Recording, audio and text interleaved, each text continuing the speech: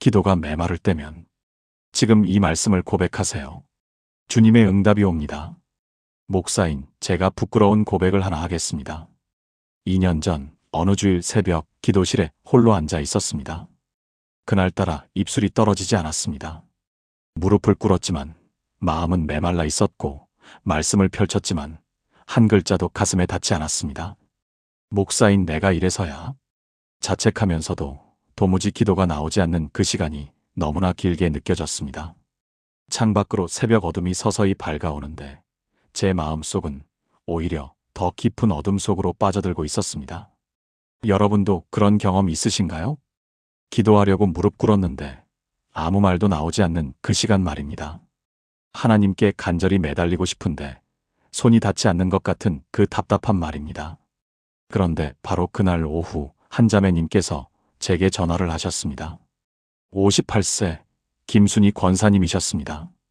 부산 해운대에서 작은 식당을 운영하시는 분이셨는데 목소리가 심하게 떨리고 계셨습니다. 목사님, 저 3개월째 기도가 안 됩니다.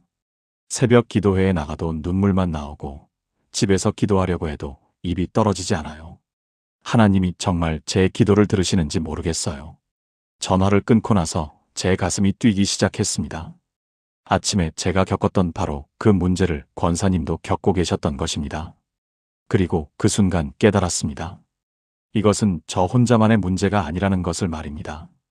수많은 믿음의 사람들이 지금 이 시간에도 똑같은 메마름을 경험하고 있다는 것을 말입니다. 그날부터 저는 기도가 메말랐을 때 어떻게 해야 하는지, 간절한 믿음을 어떻게 회복할 수 있는지, 그리고 하나님께서 그런 순간에도 우리에게 숨겨놓으신 축복이 무엇인지를 깊이 묵상하기 시작했습니다. 그리고 발견했습니다. 놀라운 7가지 비밀을 말입니다. 오늘 여러분과 함께 그 비밀을 나누고자 합니다. 지금 기도가 메말라 있다면, 하나님이 침묵하시는 것 같다면 이 말씀이 여러분의 영혼에 생수가 되기를 간절히 기도합니다. 여러분, 혹시 이런 생각 해보신 적 있으신가요? 내 기도가 메마른 것은 내 믿음이 부족해서일까? 하나님께서 나를 멀리하시는 건 아닐까?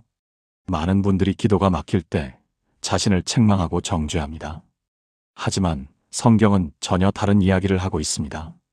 시편 63편 1절을 함께 보시겠습니까? 하나님이여 주는 나의 하나님이시라. 내가 간절히 주를 찾되 물이 없어 마르고 곤핍한 땅에서 내 영혼이 주를 갈망하며 내 육체가 주를 앙모하나이다. 이 시편을 쓴 다윗은 바로 메마른 광야에서 하나님을 간절히 찾고 있었습니다. 그런데 여기서 중요한 것은 다윗이 메마름을 경험했다는 사실 자체가 아닙니다. 오히려 그 메마름 속에서 더욱 간절히 하나님을 찾았다는 점입니다. 다윗이 이 시편을 쓴 것은 아들 압살롬의 반역으로 왕궁에서 쫓겨나 유다 광야를 헤매던 때였습니다. 왕좌를 잃고 가족에게 배신당하고 생명의 위협까지 받는 절체절명의 순간이었습니다. 그 광야는 물 한 방울 없는 메마른 땅이었고 다윗의 마음 역시 그만큼 메말라 있었습니다. 하지만 하나님께서는 바로 그 메마름을 통해 다윗에게 더 깊은 갈망을 심어주셨습니다. 다윗은 왕궁에 있을 때보다 광야에서 더 간절히 하나님을 찾았습니다. 모든 것이 풍족할 때는 형식적으로 드렸던 기도가 아무것도 없는 광야에서는 생명처럼 절실해졌던 것입니다. 여러분의 메마른 기도도 마찬가지입니다. 지금 기도가 막혀 있다면 그것은 하나님께서 여러분을 더 깊은 기도의 세계로 초대하고 계시다는 신호입니다. 표면적이고 형식적인 기도에서 벗어나 진짜 생명의 기도로 나아가라는 부르심입니다. 김순희 권사님의 이야기를 계속 들려드리겠습니다. 그분은 식당을 20년째 운영하고 계셨는데 처음 10년은 모든 것이 순탄했다고 합니다. 장사도 잘 되고 가족도 건강하고 교회 봉사도 열심히 하셨습니다. 매일 새벽 기도에 나가셨지만 솔직히 말씀하시길 형식적이었다고 합니다. 하나님 감사합니다. 오늘도 좋은 하루 되게 해주세요. 이런 식의 짧고 반복적인 기도였습니다. 그런데 3년 전부터 모든 게 달라지기 시작했습니다. 코로나로 식당 손님이 끊기고 남편이 당뇨 합병증으로 쓰러지고 아들이 사업 실패로 빚을 지게 되었습니다. 하루아침에 모든 것이 무너졌습니다. 권사님은 매일 새벽 4시에 일어나 기도하려고 했습니다. 하지만 무릎을 꿇으면 눈물만 나오고 말이 나오지 않았습니다. 하나님, 하나님. 이 두 단어밖에 나오지 않았다고 합니다. 3개월이 그렇게 지나갔습니다. 권사님은 자신의 믿음이 가짜였다고 생각했고 하나님께서 자신을 버리셨다고 느꼈습니다. 하지만 제가 권사님께 말씀드렸습니다. 권사님, 지금 권사님의 기도가 가장 진실한 기도입니다. 말이 많을 때보다 말이 없을 때, 형식이 화려할 때보다 형식이 무너질 때 하나님께서는 오히려 더 가까이 계십니다. 그리고 함께 이 말씀을 붙잡고 기도하기 시작했습니다. 하나님이여 주는 나의 하나님이시라. 내가 간절히 주를 찾나이다. 말이 나오지 않으면 이 한 문장만 반복해서 고백하라고 했습니다. 2주 후 권사님께서 전화를 주셨습니다. 목사님, 드디어 기도가 터졌습니다. 어제 새벽 그 한 문장을 반복하고 있는데 갑자기 눈물이 쏟아지면서 말씀이 쏟아져 나왔어요. 20년 동안 했던 기도보다 어제 1시간의 기도가 더 진실했습니다. 메마른 기도는 끝이 아닙니다. 오히려 깊은 기도의 시작입니다. 사랑하는 여러분, 지금 저와 함께 이렇게 기도해 보시겠습니까? 하나님 아버지, 제 기도가 메말라 있음을 고백합니다. 말이 나오지 않고 마음이 닿지 않는 이 시간이 너무 힘듭니다. 하지만 이 메마름이 더 깊은 기도로 나아가는 과정임을 믿습니다. 주님께서 저를 광야로 이끄신 것은 더 간절한 갈망을 심어주시기 위함임을 고백합니다. 형식에서 진실로, 습관에서 생명으로 나아가게 하소서. 메마른 이 땅에 주님의 생수를 부어주시고 새로운 기도의 문을 열어주소서. 예수님의 이름으로 기도합니다. 아멘. 이 고백을 매일 아침 반복해 보세요. 여러분의 메마름이 오히려 축복의 통로가 될 것입니다. 우리는 종종 간절함을 크고 많은 말로 표현해야 한다고 생각합니다. 큰 소리로 부르짖고 많은 단어를 쏟아내고 오래 기도해야 간절하다고 여깁니다. 하지만 성경이 말하는 간절함은 전혀 다릅니다. 마태복음 6장 7절에서 8절을 보시겠습니까? 또 기도할 때에 이방인과 같이 중언부언하지 말라. 그들은 말을 많이 하여야 들으실 줄 생각하느니라. 그러므로 그들을 본받지 말라. 구하기 전에 너희에게 있어야 할 것을 하나님 너희 아버지께서 아시느니라. 예수님께서는 말을 많이 하는 것이 간절함이 아니라고 분명히 말씀하십니다. 오히려 하나님께서는 우리가 구하기 전에 이미 우리의 필요를 아신다고 하십니다. 그렇다면 진짜 간절함은 무엇일까요? 그것은 하나님 앞에서 고요히 머무는 것입니다. 말없이 주님 앞에 앉아있는 그 시간, 아무것도 하지 않고 단지 주님의 임재를 느끼는 그 순간이 진짜 간절함입니다. 예수님 당시 유대인들의 기도 문화는 매우 형식적이고 길었습니다. 회당에서 하루 3번씩 정해진 기도문을 암송했고 길거리에서도 큰 소리로 기도했습니다. 바리새인들은 기도의 양과 시간으로 경건함을 과시했습니다. 하지만 예수님께서는 그런 기도 방식을 정면으로 부정하셨습니다. 말을 많이 하여야 들으실 줄 생각하는 이라는 말씀은 하나님께서는 우리의 말의 양이 아니라 마음의 진실을 보신다는 뜻입니다. 간절함은 소음이 아니라 침묵 속에서 자랍니다. 수많은 단어가 아니라 한 번의 깊은 한숨 속에서 자랍니다. 화려한 기도문이 아니라 주님 하고 부르는 그 한마디 속에서 자랍니다. 제가 아는 한 집사님이 계셨습니다. 62세 박영자 집사님이셨는데 서울 마포구에서 홀로 사시는 분이었습니다. 남편을 5년 전에 먼저 하늘나라로 보내시고 두 자녀는 외국에서 살고 계셨습니다. 집사님은 매일 새벽 5시에 일어나 1시간씩 기도하셨습니다. 처음에는 정말 열심히 말씀을 읽고 찬송을 부르고 긴 기도문을 암송하셨습니다.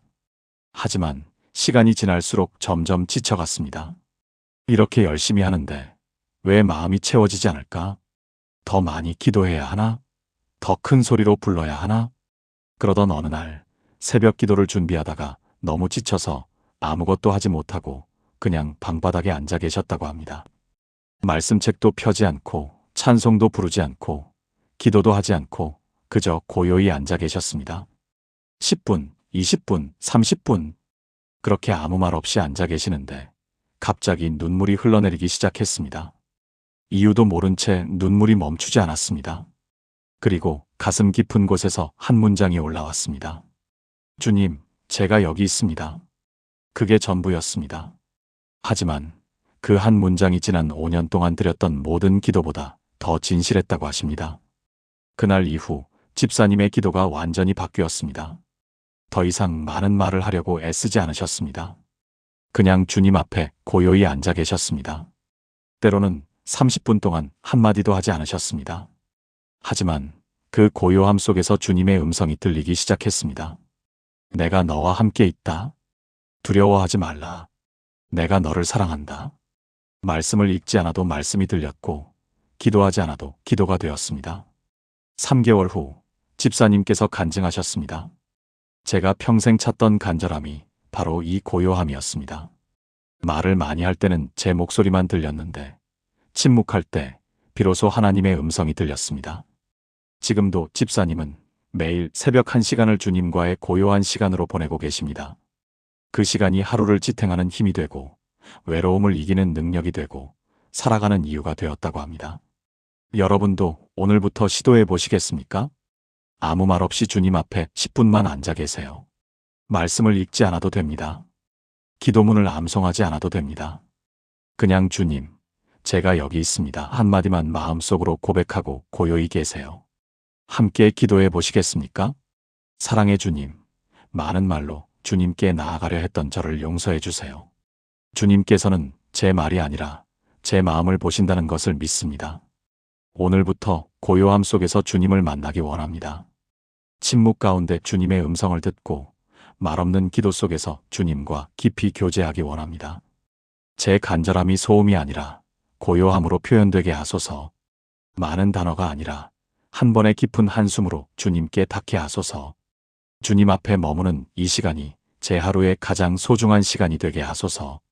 예수님의 이름으로 기도합니다. 아멘. 이 기도를 드리고 오늘부터 고요한 시간을 시작해 보세요. 놀라운 변화가 일어날 것입니다. 여러분, 혹시 이런 경험 있으신가요? 간절히 기도했는데 하늘이 닫힌 것 같고 아무리 부르짖어도 응답이 없는 것 같고 하나님께서 침묵하시는 것 같은 그런 때 말입니다.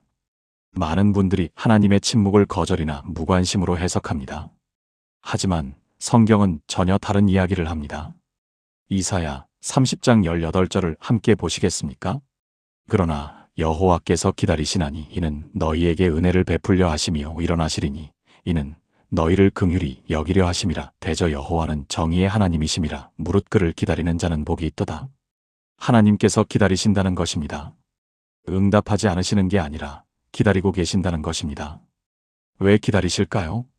우리에게 은혜를 베풀고 긍휼을 베푸시기 위해서입니다. 이사야 선지자가 이 말씀을 선포한 시기는 남유다 왕국이 아수르의 위협에 직면했던 때였습니다. 히스기야 왕과 백성들은 하나님께 간절히 부르짖었지만 당장의 응답은 없었습니다. 적군은 점점 다가오고 시간은 흘러가는데 하늘은 침묵하고 계셨습니다. 백성들은 절망했고 일부는 하나님을 원망하기 시작했습니다.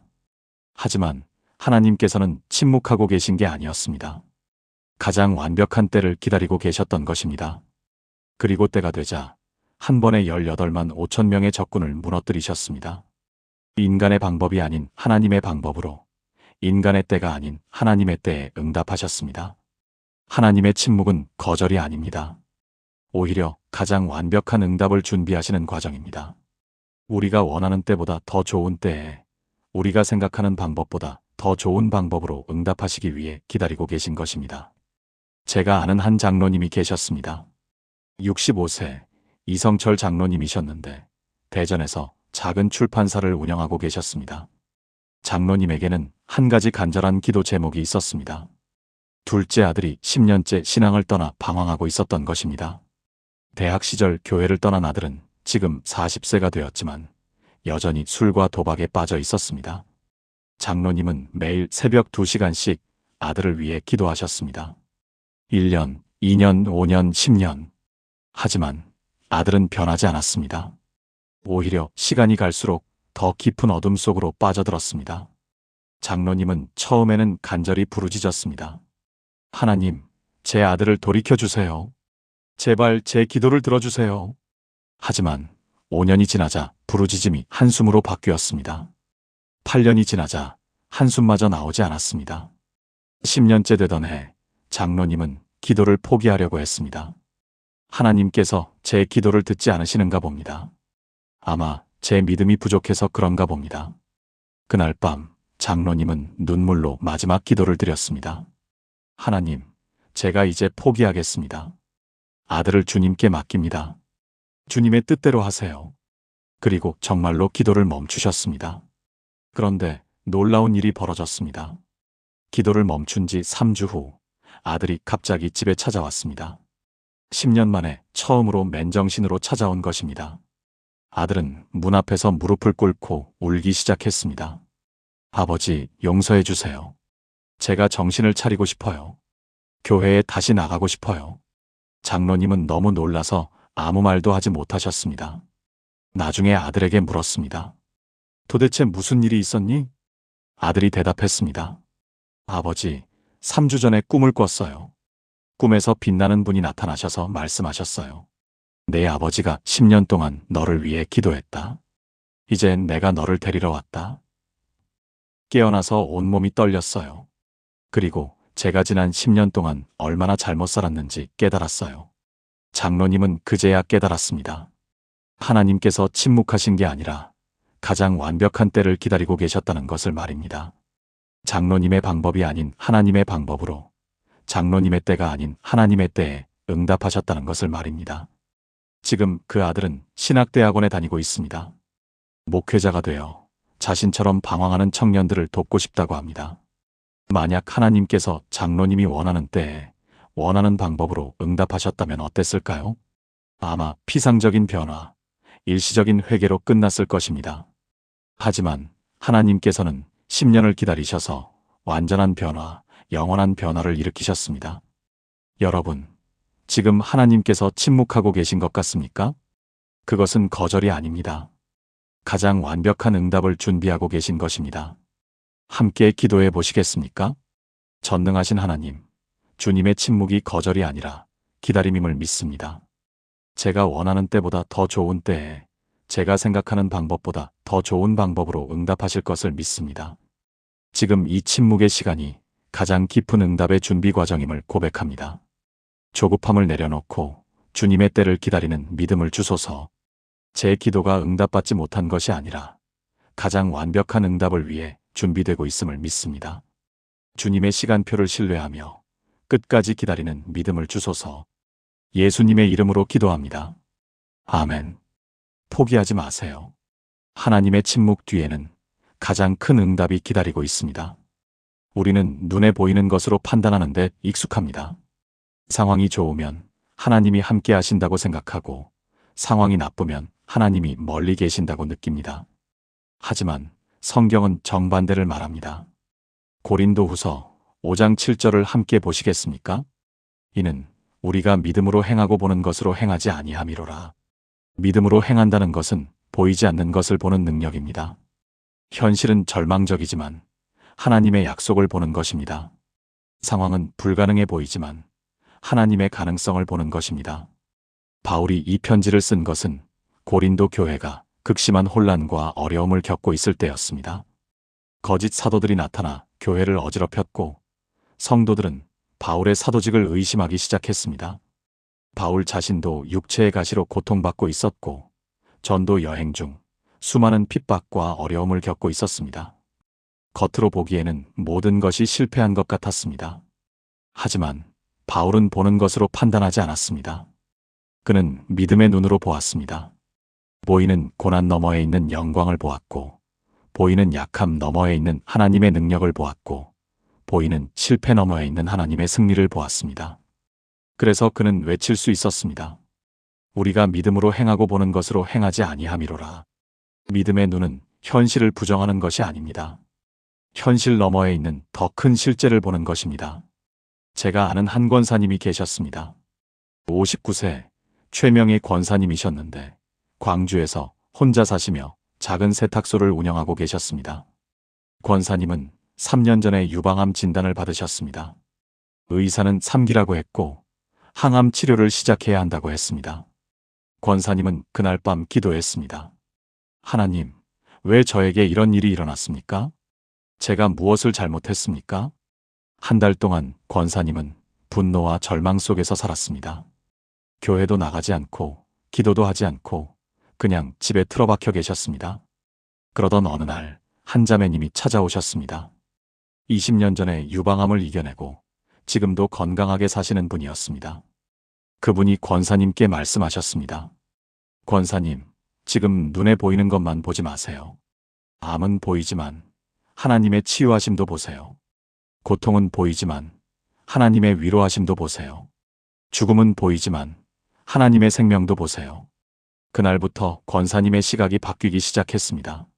항암 치료를 받으러 병원에 갈 때 보이는 것은 차가운 병원 복도와 링거였습니다. 하지만 믿음의 눈으로 보니 하나님의 천사들이 함께 걸어가는 것이 보였습니다. 머리카락이 빠질 때 보이는 것은 거울 속에 초라한 자신의 모습이었습니다. 하지만 믿음의 눈으로 보니 하나님께서 내면의 아름다움으로 채워주시는 것이 보였습니다. 통증이 밀려올 때 보이는 것은 견딜 수 없는 고통이었습니다. 하지만 믿음의 눈으로 보니 예수님의 십자가 고난이 함께 하시는 것이 보였습니다. 권사님은 매일 아침 이렇게 고백하기 시작했습니다.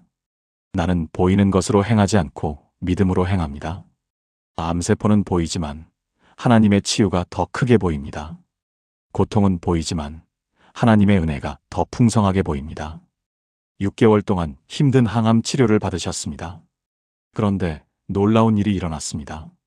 치료가 끝나고 검사를 받았는데 암세포가 완전히 사라진 것입니다. 의사는 기적이라고 했습니다. 통계적으로 3기 유방암의 완치율은 50% 정도인데 권사님의 경우 흔적도 없이 깨끗해진 것입니다. 하지만 권사님은 더 큰 기적을 경험하셨다고 말씀하십니다. 육체의 치유보다 더 큰 기적은 믿음의 눈이 열린 것이라고 하십니다.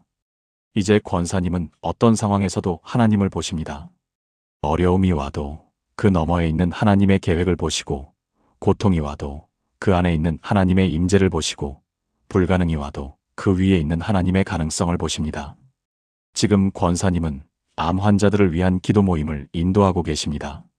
매주 10명 정도의 암 환자들이 모여 함께 기도하고 간증을 나눕니다. 권사님이 가장 자주 하시는 말씀이 있습니다. 암을 보지 말고 하나님을 보세요. 죽음을 보지 말고 생명을 보세요. 현재를 보지 말고 미래를 보세요. 그렇게 3년 동안 70명이 넘는 암 환자들이 이 모임을 거쳐갔고 그중 대부분이 완치되거나 호전되었습니다. 의학적 치료도 중요했지만 더 중요한 것은 믿음의 눈이 열린 것이었습니다. 여러분은 지금 무엇을 보고 계십니까? 보이는 문제만 보고 계십니까? 아니면 믿음의 눈으로 하나님을 보고 계십니까? 함께 기도해 보시겠습니까? 하나님 아버지, 제 눈을 열어주소서. 보이는 것으로 판단하고 현실로 낙심하는 저를 용서해 주세요. 믿음의 눈을 주셔서 보이지 않는 주님의 역사를 보게 하소서. 어려움 너머에 있는 주님의 계획을 보고, 고통 안에 있는 주님의 임재를 보고, 불가능 위에 있는 주님의 가능성을 보게 하소서. 현실은 절망적이지만 주님의 약속은 확실함을 믿습니다. 상황은 불가능해 보이지만 주님께는 모든 것이 가능함을 믿습니다. 믿음으로 행하고 보는 것으로 행하지 않는 삶을 살게 하소서. 예수님의 이름으로 기도합니다. 아멘. 오늘부터 믿음의 눈으로 보는 연습을 시작하세요. 놀라운 것들이 보이기 시작할 것입니다. 많은 분들이 기도가 막힐 때 더 복잡하게 만들려고 합니다. 더 긴 기도문을 외우고 더 많은 시간을 들이고 더 다양한 방법을 시도합니다. 하지만 성경이 말하는 돌파구는 정반대입니다. 마가복음 10장 46절에서 52절을 보시겠습니까? 소경 바디메오의 이야기입니다. 그는 예수님이 지나가실 때 이렇게 외쳤습니다. 다윗의 자손 예수여, 나를 불쌍히 여기소서. 사람들이 조용히 하라고 꾸짖었지만 그는 더욱 크게 외쳤습니다. 다윗의 자손이여, 나를 불쌍히 여기소서. 예수님께서 그를 부르셨고 그는 겉옷을 내버리고 뛰어와 예수님 앞에 섰습니다. 예수님께서 물으셨습니다. 내게 무엇을 하여 주기를 원하느냐? 바디메오가 대답했습니다. 선생님이여, 보기를 원하나이다. 예수님께서 말씀하셨습니다. 가라, 내 믿음이 너를 구원하였느니라. 바디메오는 즉시 보게 되었고 예수님을 따랐습니다. 여기서 주목할 것은 바디메오의 기도가 얼마나 단순했는가 하는 것입니다. 나를 불쌍히 여기소서, 이것이 전부였습니다. 긴 기도문도, 복잡한 신학도, 화려한 수사도 없었습니다. 그냥 단순하고 간절한 한 문장이었습니다. 당시 맹인들은 사회에서 완전히 소외된 존재였습니다. 구걸로 연명하며 사람들에게 조롱과 무시를 받았습니다. 종교 지도자들은 맹인을 죄의 결과로 여겼고 회당 출입도 제한했습니다. 바디메오는 평생을 어둠 속에서 거절당하고 무시당하며 살았습니다. 하지만 그는 예수님에 대한 소문을 들었습니다. 병든 자를 고치시고 죽은 자를 살리시고 소외된 자를 품으시는 분이라는 소문을 말입니다. 그래서 그는 기회를 놓칠 수 없었습니다. 사람들이 조용히 하라고 해도 더 크게 외쳤습니다. 복잡한 기도가 아니었습니다. 그냥 나를 불쌍히 여기소서 한 문장을 반복했습니다. 그것이 돌파구가 되었습니다. 기도의 능력은 복잡함이 아니라 단순함에 있습니다. 많은 말이 아니라 진실한 한마디에 있습니다. 제가 아는 한 성도님이 계셨습니다. 54세 정미숙 집사님이셨는데 인천에서 간호사로 일하고 계셨습니다. 집사님은 20년 동안 매일 새벽 기도를 하셨지만 언제부턴가 기도가 형식이 되어버렸습니다. 매일 똑같은 기도문을 암송하고 똑같은 순서로 기도하고 똑같은 시간을 채웠습니다. 하지만 마음은 점점 멀어지고 기도는 점점 무거워졌습니다. 2년 전 집사님에게 큰 시련이 찾아왔습니다. 고등학생인 딸이 학교 폭력으로 심한 우울증에 빠진 것입니다. 집사님은 필사적으로 기도했습니다. 더 긴 기도문을 외우고 더 많은 시간을 들이고 더 다양한 기도 방법을 시도했습니다. 금식도 하고 철야도 하고 특별 기도회에도 참석했습니다. 하지만 딸의 상태는 나아지지 않았습니다. 오히려 더 악화되었습니다. 학교도 가지 않고 방문도 잠그고 밥도 먹지 않았습니다. 집사님은 절망했습니다. 하나님, 제가 이렇게 기도하는데 왜 응답이 없으십니까? 제가 뭘 더 해야 합니까? 그러던 어느 날 새벽 너무 지쳐서 기도실에 그냥 엎드렸습니다. 더 이상 긴 기도를 할 수도 없고 복잡한 기도문을 외울 수도 없었습니다. 그냥 한 문장만 계속 반복했습니다. 주님 도와주세요. 주님 도와주세요. 주님 도와주세요. 30분 동안 이 문장만 반복했습니다. 그런데 갑자기 평안이 밀려왔습니다. 이상하게도 마음이 고요해지고 확신이 생겼습니다. 하나님께서 듣고 계시다. 반드시 응답하실 것이다. 그날 이후 집사님의 기도가 완전히 바뀌었습니다. 더 이상 긴 기도문을 외우지 않으셨습니다. 그냥 주님, 도와주세요. 이 한 문장으로 하루를 시작하셨습니다. 출근길에도, 병원에서 일할 때도, 집에 돌아와서도 이 문장을 반복하셨습니다. 2주 후 딸의 방문이 열렸습니다.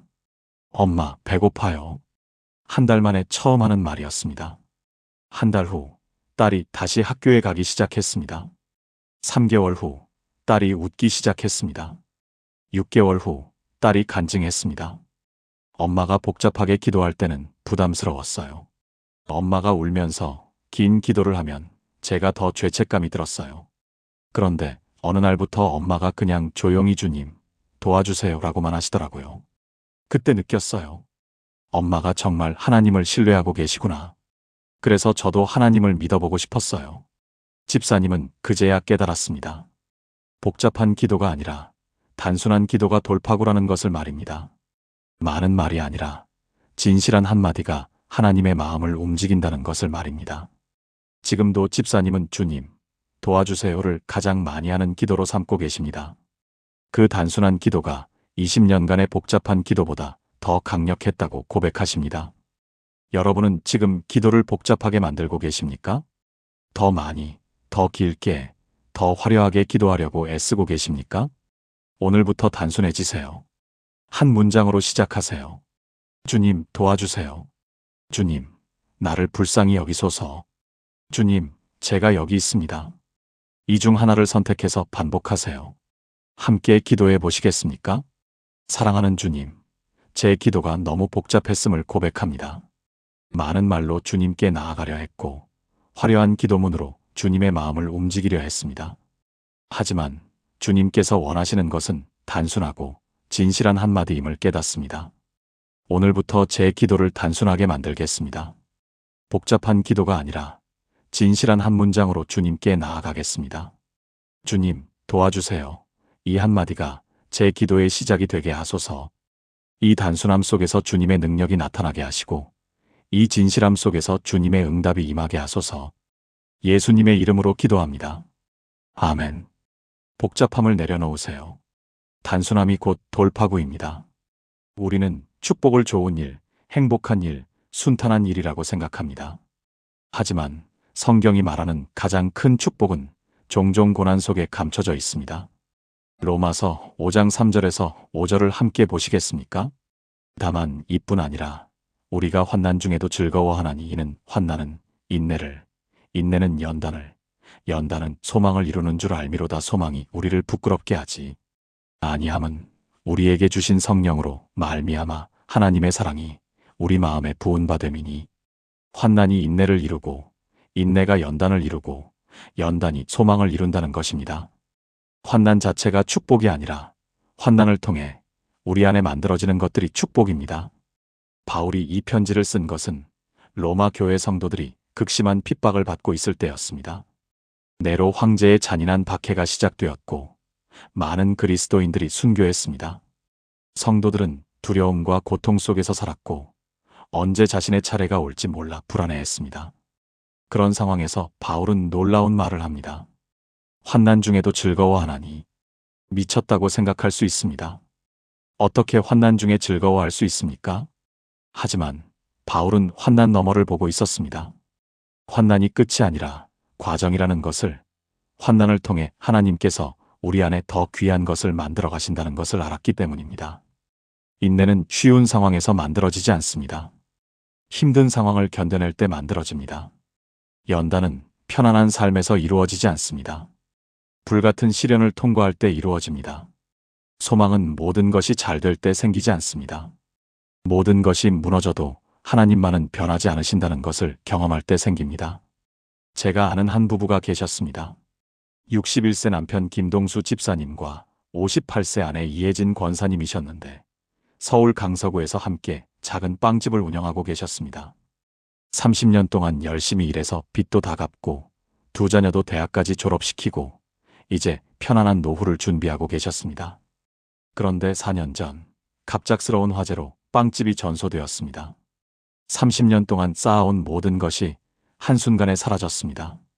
보험도 제대로 들어놓지 않아서 보상도 받지 못했습니다. 집사님 부부는 완전히 무너졌습니다. 하나님, 왜 우리에게 이런 일이 일어났습니까? 우리가 무슨 죄를 지었습니까? 30년 동안 주일 한 번 안 빠지고 교회 나갔는데 11조 한 번 안 빠뜨리고 드렸는데 왜 이런 일이? 3개월 동안 부부는 교회를 나가지 않았습니다. 기도도 하지 않았고 성경도 펴지 않았습니다. 그냥 하루하루를 절망 속에서 보냈습니다. 그러던 어느 날 담임 목사님이 찾아오셨습니다. 오랫동안 함께 앉아 계시다가 한 말씀만 하셨습니다. 집사님, 권사님, 하나님께서 이 고난을 통해 뭔가를 보여주시려는 것 같습니다. 그게 뭔지 한번 찾아보시겠어요? 그날 밤 부부는 처음으로 함께 기도했습니다. 하나님, 이 고난 속에 숨겨진 뜻이 있다면 보여주세요. 다음 날부터 작은 변화가 시작되었습니다. 먼저 30년 동안 너무 바빠서 제대로 대화하지 못했던 부부가 매일 함께 산책하며 이야기를 나누기 시작했습니다. 둘째, 돈이 없어서 외식도 못하고 집에서 간단하게 식사를 하면서 오히려 그 시간이 가장 행복한 시간이 되었습니다. 셋째, 교회 청년들이 부부를 돕기 위해 작은 일거리를 소개해주고 음식을 갖다주고 함께 기도해주면서 진짜 공동체가 무엇인지 경험했습니다. 넷째, 빵집을 다시 시작할 수 없는 상황에서 새로운 길을 찾다가 권사님이 평생 배우고 싶었던 요리를 배우기 시작했습니다. 6개월 후 권사님은 작은 반찬 가게를 시작했습니다. 규모는 예전 빵집보다 훨씬 작았지만 마음은 훨씬 행복했습니다. 1년 후 집사님은 교회에서 간증했습니다. 화재가 일어났을 때는 모든 것을 잃었다고 생각했습니다. 하지만 지금 돌아보니 그때 제가 진짜로 얻은 것들이 있습니다. 아내와의 진짜 대화, 교회 공동체의 진짜 사랑, 하나님에 대한 진짜 믿음, 그리고 돈보다 소중한 것들이 있다는 깨달음. 30년 동안 빵집을 운영하면서 얻지 못했던 것들을 1년 만에 다 얻었습니다. 이제 저는 고백할 수 있습니다. 그 화제는 저주가 아니라 축복이었다고. 2년 후 반찬 가게는 입소문이 나서 3곳으로 늘어났습니다. 하지만 부부는 규모를 더 키우지 않았습니다. 이제 우리는 돈이 목적이 아닙니다. 행복이 목적입니다. 지금도 부부는 매일 아침 함께 산책하며 기도합니다. 그리고 같은 고난을 겪는 사람들을 돕는 봉사를 하고 계십니다. 화재로 모든 것을 잃은 사람들, 사업 실패로 절망한 사람들을 만나 자신들의 이야기를 나누고 격려합니다. 집사님이 자주 하시는 말씀이 있습니다. 고난 속에는 반드시 축복이 감춰져 있습니다. 그 축복을 찾으려는 눈만 있다면 말입니다. 여러분은 지금 어떤 고난을 겪고 계십니까? 그 고난 속에 숨겨진 축복을 찾고 계십니까? 하나님께서는 고난 자체를 주신 것이 아니라 고난을 통해 우리에게 더 귀한 것을 주시려고 합니다. 함께 기도해 보시겠습니까? 전능하신 하나님, 지금 제가 겪는 고난을 고백합니다. 힘들고 아프고 견디기 어렵습니다. 하지만 이 고난 속에 숨겨진 주님의 축복이 있음을 믿습니다. 제게 눈을 열어주셔서 그 축복을 발견하게 하소서. 환난이 인내를 이루고 인내가 연단을 이루고 연단이 소망을 이루게 하소서.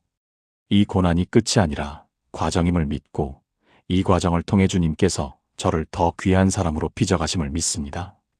고난 너머에 있는 주님의 선하신 계획을 신뢰하며 끝까지 견디는 믿음을 주소서. 예수님의 이름으로 기도합니다. 아멘. 포기하지 마세요. 고난 속에 반드시 축복이 감춰져 있습니다. 많은 분들이 기도가 회복되려면 특별한 무언가가 필요하다고 생각합니다. 특별한 은혜, 특별한 경험, 특별한 사건이 있어야 한다고 여깁니다. 하지만 성경은 다르게 말합니다. 요한계시록 21장 5절을 함께 보시겠습니까? 보좌에 앉으신 이가 이르시되 보라, 내가 만물을 새롭게 하노라 하시고 또 이르시되 이 말은 신실하고 참되니 기록하라 하시고. 하나님께서는 만물을 새롭게 하십니다. 과거가 아무리 메말랐어도, 현재가 아무리 절망적이어도 하나님께서는 새롭게 하실 수 있습니다. 그리고 그 새로움은 먼 미래가 아니라 지금 이 순간부터 시작됩니다. 요한이 이 계시를 받은 것은 반모섬에 유배되어 있을 때였습니다. 로마 제국의 극심한 박해로 수많은 그리스도인들이 순교하고 교회는 지하로 숨어들어야 했습니다. 요한 자신도 늙고 병들어 외딴 섬에 갇혀 있었습니다. 모든 것이 끝난 것처럼 보였습니다. 희망도 미래도 가능성도 없어 보였습니다.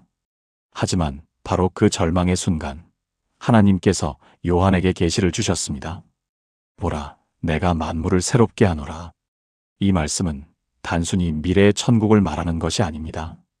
지금 이 순간 절망 속에 있는 그들에게도 하나님께서 새롭게 하시는 역사가 일어난다는 선포였습니다. 과거가 아무리 어둡고 현재가 아무리 힘들어도 하나님께서는 지금 이 순간부터 새롭게 하실 수 있다는 약속이었습니다. 새로운 시작은 특별한 날을 기다릴 필요가 없습니다. 특별한 장소를 찾을 필요도 없습니다. 지금 여기서 이 순간부터 시작할 수 있습니다. 제가 아는 한 성도님이 계셨습니다. 67세 황영순 권사님이셨는데 부산 해운대에서 혼자 사시는 분이었습니다. 권사님은 40년 동안 교회를 다니셨지만 최근 10년은 형식적으로만 신앙생활을 하셨습니다. 주일에 교회는 나가지만 예배 시간 내내 딴 생각을 하고 기도는 하지만 마음이 닿지 않고 성경은 읽지만 아무 감동이 없었습니다. 권사님 스스로 고백하시길 완전히 메말라 있었다고 합니다. 그러던 중 3년 전 갑작스럽게 남편을 잃으셨습니다. 45년을 함께 산 남편이 심장마비로 갑자기 세상을 떠났습니다. 권사님은 완전히 무너졌습니다. 하나님, 왜 이렇게 갑자기 데려가십니까? 제가 뭘 잘못했습니까? 장례를 치르고 나서도 몇 달 동안 교회에 나가지 않았습니다. 기도도 하지 않았고 성경도 펴지 않았습니다. 그냥 하루하루를 눈물로 보냈습니다. 6개월이 지났을 때 권사님은 깨달았습니다. 이렇게 살 수는 없다. 뭔가 변화가 필요하다. 하지만 어떻게 변해야 할지 몰랐습니다. 40년 동안의 습관을 어떻게 바꿀 수 있을까요? 메말라버린 영혼을 어떻게 회복할 수 있을까요? 그러던 어느 주일 설교 중에 한 구절이 마음에 꽂혔습니다. 보라, 내가 만물을 새롭게 하노라. 만물을 새롭게 하신다면 나도 새롭게 하실 수 있지 않을까? 그날 저녁 권사님은 결단했습니다. 내일 아침부터 다시 시작하자. 40년 전 처음 주님을 만났을 때처럼. 다음 날 새벽 5시 권사님은 일어나서 무릎을 꿇었습니다. 하지만 여전히 기도가 나오지 않았습니다. 그래서 그냥 한 문장만 반복했습니다. 주님, 저를 새롭게 하소서. 5분, 10분, 15분, 30분 동안 이 문장만 반복했습니다. 그런데 30분이 지났을 때 갑자기 눈물이 쏟아지기 시작했습니다. 이유도 모른 채 눈물이 멈추지 않았습니다. 그리고 가슴 깊은 곳에서 음성이 들렸습니다. 내가 너를 새롭게 하마. 지금 이 순간부터. 권사님은 그날부터 매일 새벽 5시에 일어나 30분씩 기도하기 시작했습니다. 처음 일주일은 여전히 메말랐습니다. 하지만 포기하지 않고 계속했습니다. 2주째 되던 날 작은 변화가 느껴졌습니다. 성경 말씀이 조금씩 마음에 닿기 시작했습니다. 한 달째 되던 날 분명한 변화가 있었습니다. 기도할 때 평안이 느껴지고 말씀을 읽을 때 감동이 있었습니다. 3개월째 되던 날 완전히 달라졌습니다. 매일 아침 기도 시간이 기다려지고 하루 종일 주님의 임재를 느끼고 삶이 기쁨으로 가득 찼습니다. 6개월 후 권사님은 교회에서 간증했습니다. 저는 40년 동안 신앙생활을 했지만 진짜 신앙생활은 3개월 전에 시작했습니다. 남편을 잃고 모든 것을 잃었다고 생각했는데 오히려 그때 진짜 주님을 만났습니다. 새로운 시작은 특별한 날을 기다릴 필요가 없었습니다. 그냥 어느 평범한 월요일 아침 무릎을 꿇고 주님, 저를 새롭게 하소서라고 기도한 그 순간부터 시작되었습니다. 지금 권사님은 70세가 되셨는데 40대보다 더 활기차게 신앙생활을 하고 계십니다. 매일 새벽 기도는 물론이고 양로원 봉사, 독거노인 방문, 새벽 기도회 인도까지 하고 계십니다. 권사님이 자주 하시는 말씀이 있습니다. 나이는 숫자에 불과합니다. 중요한 것은 지금 이 순간 주님과 함께 살고 있느냐는 것입니다. 저는 67세에 새로 태어났습니다. 여러분, 지금이 몇 살이든 신앙생활을 얼마나 오래 했든 지금 상황이 어떻든 상관없습니다. 새로운 시작은 지금 이 순간부터 가능합니다. 특별한 날을 기다릴 필요 없습니다. 지금 여기서 이 순간 무릎을 꿇고 이렇게 기도하세요. 주님, 저를 새롭게 하소서. 함께 기도해 보시겠습니까? 만물을 새롭게 하시는 하나님, 저를 새롭게 하소서. 메말랐던 과거, 절망적인 현재, 불확실한 미래 모두를 주님께 맡깁니다. 주님께서 지금 이 순간부터 저를 새롭게 하실 것을 믿습니다. 40년이 메말랐어도 10년이 형식적이었어도 지금 이 순간 주님께서 새롭게 하실 수 있음을 믿습니다. 특별한 날을 기다리지 않고 특별한 장소를 찾지 않고 지금 여기서 새롭게 시작하겠습니다. 오늘부터 매일 아침 주님 앞에 무릎 꿇고 주님, 저를 새롭게 하소서라고 기도하겠습니다. 주님께서 제 기도를 들으시고 제 삶을 새롭게 하시고 제 영혼에 새 힘을 주실 것을 믿습니다. 새로운 시작이 지금 이 순간부터 일어나게 하소서.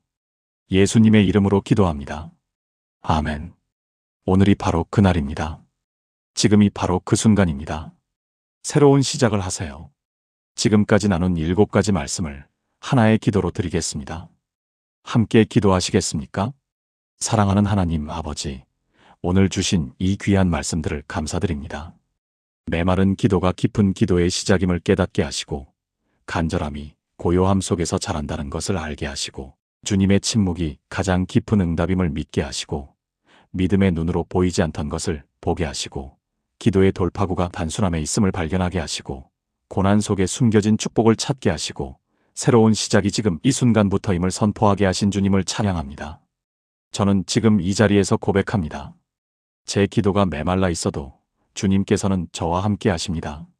말이 나오지 않아도 주님께서는 제 마음을 아십니다. 침묵하고 계신 것 같아도 주님께서는 가장 완벽한 응답을 준비하고 계십니다. 보이는 것으로 행하지 않고 믿음으로 행하겠습니다. 복잡한 기도가 아니라 단순하고 진실한 기도로 주님께 나아가겠습니다. 고난 속에서도 주님께서 감춰놓으신 축복을 찾겠습니다. 오늘부터, 지금 이 순간부터 새롭게 시작하겠습니다. 주님, 저와 제 가족이 매일 아침 이 말씀으로 하루를 시작하게 하소서. 메말랐던 기도가 다시 살아나게 하시고, 형식적이었던 신앙이 진실되게 하시고, 멀게만 느껴졌던 주님이 가까이 계심을 경험하게 하소서. 제 입술에서 찬양이, 제 마음에서 감사가, 제 삶에서 간증이 흘러나오게 하소서. 이 모든 것이 주님의 은혜임을 고백하고 주님의 능력으로만 가능함을 믿으며 주님의 때에 이루어질 것을 신뢰합니다. 메마른 기도의 시간을 지나 풍성한 기도의 열매를 맺게 하시고 간절한 믿음으로 주님의 숨겨진 축복을 체험하게 하소서. 우리의 날들을 주님의 영광으로 채우시고 우리의 삶이 주님을 증거하는 삶이 되게 하소서. 살아계신 예수 그리스도의 이름으로 기도합니다. 아멘. 사랑하는 여러분, 오늘 우리는 기도가 메말랐을 때 열리는 길, 간절한 믿음으로 체험하는 하나님의 숨겨진 축복 비밀 7가지를 함께 나누었습니다. 첫째, 메마른 기도는 깊은 기도의 시작입니다. 둘째, 간절함은 고요함 속에서 자랍니다. 셋째, 하나님의 침묵은 가장 깊은 응답입니다. 넷째, 믿음의 눈으로 보면 보이지 않던 것이 보입니다. 다섯째, 기도의 돌파구는 포기가 아닌 단순함입니다. 여섯째, 숨겨진 축복은 고난 속에 감춰져 있습니다. 일곱째, 새로운 시작은 지금 이 순간부터입니다. 이 7가지가 여러분의 삶에 실제로 적용되기를 간절히 기도합니다. 메말랐던 기도가 다시 살아나고 막혔던 기도의 문이 열리고 하나님의 놀라운 축복을 경험하는 여러분이 되시길 바랍니다. 기도가 메마를 때면 지금 이 말씀을 고백하세요. 주님의 응답이 옵니다. 목사인 제가 부끄러운 고백을 하나 하겠습니다. 2년 전 어느 주일 새벽 기도실에 홀로 앉아 있었습니다. 그날따라 입술이 떨어지지 않았습니다. 무릎을 꿇었지만 마음은 메말라 있었고 말씀을 펼쳤지만 한 글자도 가슴에 닿지 않았습니다. 목사인 내가 이래서야. 자책하면서도 도무지 기도가 나오지 않는 그 시간이 너무나 길게 느껴졌습니다. 창밖으로 새벽 어둠이 서서히 밝아오는데 제 마음속은 오히려 더 깊은 어둠 속으로 빠져들고 있었습니다. 여러분도 그런 경험 있으신가요? 기도하려고 무릎 꿇었는데 아무 말도 나오지 않는 그 시간 말입니다. 하나님께 간절히 매달리고 싶은데 손이 닿지 않는 것 같은 그 답답한 말입니다. 그런데 바로 그날 오후 한 자매님께서 제게 전화를 하셨습니다. 58세 김순희 권사님이셨습니다. 부산 해운대에서 작은 식당을 운영하시는 분이셨는데 목소리가 심하게 떨리고 계셨습니다. 목사님, 저 3개월째 기도가 안 됩니다. 새벽 기도회에 나가도 눈물만 나오고 집에서 기도하려고 해도 입이 떨어지지 않아요. 하나님이 정말 제 기도를 들으시는지 모르겠어요. 전화를 끊고 나서 제 가슴이 뛰기 시작했습니다. 아침에 제가 겪었던 바로 그 문제를 권사님도 겪고 계셨던 것입니다. 그리고 그 순간 깨달았습니다. 이것은 저 혼자만의 문제가 아니라는 것을 말입니다. 수많은 믿음의 사람들이 지금 이 시간에도 똑같은 메마름을 경험하고 있다는 것을 말입니다. 그날부터 저는 기도가 메말랐을 때 어떻게 해야 하는지, 간절한 믿음을 어떻게 회복할 수 있는지, 그리고 하나님께서 그런 순간에도 우리에게 숨겨놓으신 축복이 무엇인지를 깊이 묵상하기 시작했습니다. 그리고 발견했습니다. 놀라운 7가지 비밀을 말입니다. 오늘 여러분과 함께 그 비밀을 나누고자 합니다. 지금 기도가 메말라 있다면, 하나님이 침묵하시는 것 같다면 이 말씀이 여러분의 영혼에 생수가 되기를 간절히 기도합니다. 여러분, 혹시 이런 생각해 보신 적 있으신가요? 내 기도가 메마른 것은 내 믿음이 부족해서일까? 하나님께서 나를 멀리 하시는 건 아닐까? 많은 분들이 기도가 막힐 때 자신을 책망하고 정죄합니다. 하지만 성경은 전혀 다른 이야기를 하고 있습니다. 시편 63편 1절을 함께 보시겠습니까? 하나님이여 주는 나의 하나님이시라. 내가 간절히 주를 찾되 물이 없어 마르고 곤핍한 땅에서 내 영혼이 주를 갈망하며 내 육체가 주를 앙모하나이다. 이 시편을 쓴 다윗은 바로 메마른 광야에서 하나님을 간절히 찾고 있었습니다. 그런데 여기서 중요한 것은 다윗이 메마름을 경험했다는 사실 자체가 아닙니다. 오히려 그 메마름 속에서 더욱 간절히 하나님을 찾았다는 점입니다. 다윗이 이 시편을 쓴 것은 아들 압살롬의 반역으로 왕궁에서 쫓겨나 유다 광야를 헤매던 때였습니다. 왕좌를 잃고 가족에게 배신당하고 생명의 위협까지 받는 절체절명의 순간이었습니다. 그 광야는 물 한 방울 없는 메마른 땅이었고 다윗의 마음 역시 그만큼 메말라 있었습니다. 하지만 하나님께서는 바로 그 메마름을 통해 다윗에게 더 깊은 갈망을 심어주셨습니다. 다윗은 왕궁에 있을 때보다 광야에서 더 간절히 하나님을 찾았습니다. 모든 것이 풍족할 때는 형식적으로 드렸던 기도가 아무것도 없는 광야에서는 생명처럼 절실해졌던 것입니다. 여러분의 메마른 기도도 마찬가지입니다. 지금 기도가 막혀 있다면 그것은 하나님께서 여러분을 더 깊은 기도의 세계로 초대하고 계시다는 신호입니다. 표면적이고 형식적인 기도에서 벗어나 진짜 생명의 기도로 나아가라는 부르심입니다. 김순희 권사님의 이야기를 계속 들려드리겠습니다. 그분은 식당을 20년째 운영하고 계셨는데 처음 10년은 모든 것이 순탄했다고 합니다. 장사도 잘 되고 가족도 건강하고 교회 봉사도 열심히 하셨습니다. 매일 새벽 기도에 나가셨지만 솔직히 말씀하시길 형식적이었다고 합니다. 하나님 감사합니다. 오늘도 좋은 하루 되게 해주세요. 이런 식의 짧고 반복적인 기도였습니다. 그런데 3년 전부터 모든 게 달라지기 시작했습니다. 코로나로 식당 손님이 끊기고 남편이 당뇨 합병증으로 쓰러지고 아들이 사업 실패로 빚을 지게 되었습니다. 하루아침에 모든 것이 무너졌습니다. 권사님은 매일 새벽 4시에 일어나 기도하려고 했습니다. 하지만 무릎을 꿇으면 눈물만 나오고 말이 나오지 않았습니다. 하나님, 하나님. 이 두 단어밖에 나오지 않았다고 합니다. 3개월이 그렇게 지나갔습니다. 권사님은 자신의 믿음이 가짜였다고 생각했고 하나님께서 자신을 버리셨다고 느꼈습니다. 하지만 제가 권사님께 말씀드렸습니다. 권사님, 지금 권사님의 기도가 가장 진실한 기도입니다. 말이 많을 때보다 말이 없을 때, 형식이 화려할 때보다 형식이 무너질 때 하나님께서는 오히려 더 가까이 계십니다. 그리고 함께 이 말씀을 붙잡고 기도하기 시작했습니다. 하나님이여 주는 나의 하나님이시라. 내가 간절히 주를 찾나이다. 말이 나오지 않으면 이 한 문장만 반복해서 고백하라고 했습니다. 2주 후 권사님께서 전화를 주셨습니다. 목사님, 드디어 기도가 터졌습니다. 어제 새벽 그 한 문장을 반복하고 있는데 갑자기 눈물이 쏟아지면서 말씀이 쏟아져 나왔어요. 20년 동안 했던 기도보다 어제 1시간의 기도가 더 진실했습니다. 메마른 기도는 끝이 아닙니다. 오히려 깊은 기도의 시작입니다. 사랑하는 여러분, 지금 저와 함께 이렇게 기도해 보시겠습니까? 하나님 아버지, 제 기도가 메말라 있음을 고백합니다. 말이 나오지 않고 마음이 닿지 않는 이 시간이 너무 힘듭니다. 하지만 이 메마름이 더 깊은 기도로 나아가는 과정임을 믿습니다. 주님께서 저를 광야로 이끄신 것은 더 간절한 갈망을 심어주시기 위함임을 고백합니다. 형식에서 진실로, 습관에서 생명으로 나아가게 하소서. 메마른 이 땅에 주님의 생수를 부어주시고 새로운 기도의 문을 열어주소서. 예수님의 이름으로 기도합니다. 아멘. 이 고백을 매일 아침 반복해 보세요. 여러분의 메마름이 오히려 축복의 통로가 될 것입니다. 우리는 종종 간절함을 크고 많은 말로 표현해야 한다고 생각합니다. 큰 소리로 부르짖고 많은 단어를 쏟아내고 오래 기도해야 간절하다고 여깁니다. 하지만 성경이 말하는 간절함은 전혀 다릅니다. 마태복음 6장 7절에서 8절을 보시겠습니까? 또 기도할 때에 이방인과 같이 중언부언하지 말라. 그들은 말을 많이 하여야 들으실 줄 생각하느니라. 그러므로 그들을 본받지 말라. 구하기 전에 너희에게 있어야 할 것을 하나님 너희 아버지께서 아시느니라.